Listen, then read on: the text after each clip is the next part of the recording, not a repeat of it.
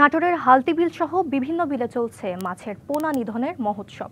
কিছু অসাধু জেলে এই অঞ্চলের নদ নদী ও খাল বিলের পানিতে রাত দিন নিষিদ্ধ চায়না দুয়ারি জাল দিয়ে প্রকাশ্যে চালাচ্ছে পোনা নিধন।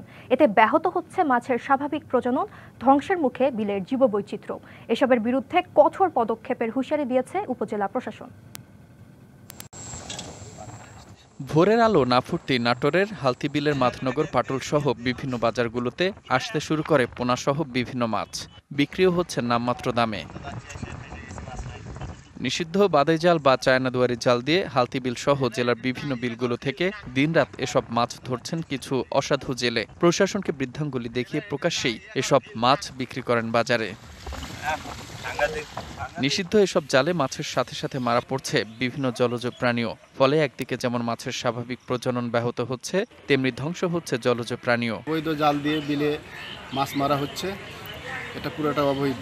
আমরা এই অবৈধ মাছ মারা, অবৈধ জালকে নিষিদ্ধ করে এটার একটা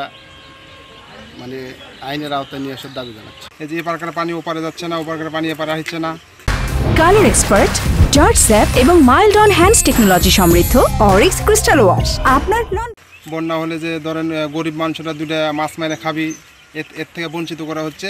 ভুক্তভোগীদের অভিযোগ, প্রশাসনের পক্ষ থেকে কিছু অভিযান পরিচালনা করা হলেও প্রভাবশালীদের চাপে এই চক্রটি আরও বেপরোয়া হয়ে উঠেছে।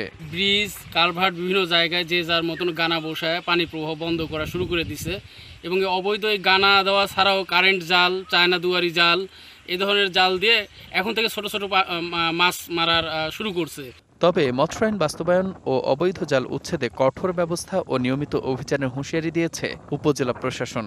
মাছের পোনা নিধন করার জন্য যে চায়না দুয়ারি জাল, কারেন্ট জাল এবং যে পানির প্রবাহ বন্ধ করে যে প্রতিবন্ধকতা তৈরি করে যে মৎস্য নিধন ও অবৈধ মৎস্য নিধন প্রক্রিয়া চলমান আছে, তার বিরুদ্ধে আমরা সর্বদা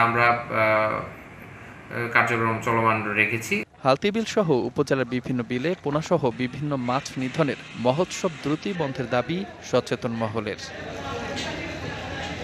ডিবিসি নিউজ ডেস্ক।